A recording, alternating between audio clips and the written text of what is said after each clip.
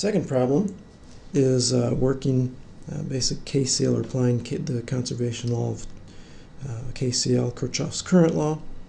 And here we are going to find the current I, this one, if the V source supplies 3 amps. So if this source supplies 3 amps, then it means IR1 is 3 amps.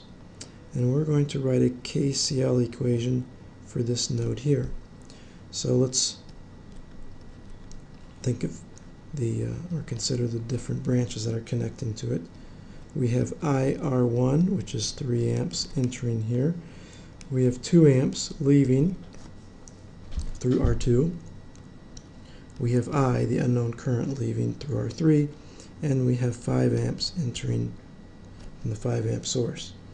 So let's sum currents leaving. Could do some currents entering, but we'll do currents leaving.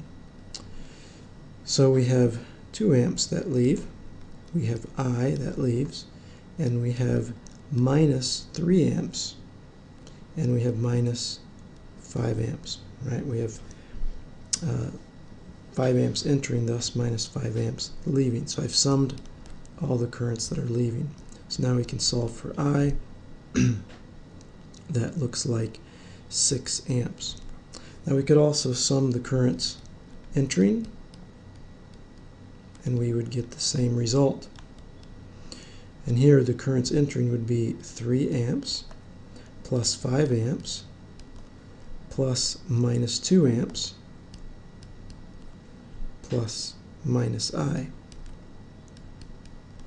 So here we can write I is equal to 3 plus 5 is 8 minus 2 is 6 amps. And we have the same result.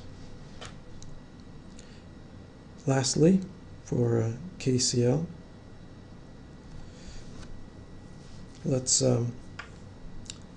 solve for RA, this resistance. If IX is 3 amps, so this is 3 amps, and the 18 volt source delivers 8 amps. So if it delivers, it's current flowing out of the positive terminal. Here we go. So what we really want to know is, because this is a KCL problem, I'm assuming that we have to write a KCL equation at this node here. And we want to know IRA. Well, do we? Why do we want to know IRA? Well, we want RA. R, by Ohm's law, RA is VA over IRA. Right?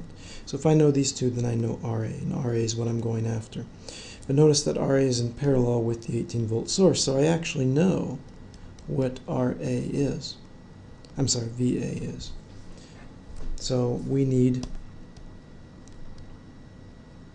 IRA to solve for RA. So let's do KCL. Sum currents leaving. Alright, so we have IRA leaving. We have 3 amps going through the 6 ohm resistor.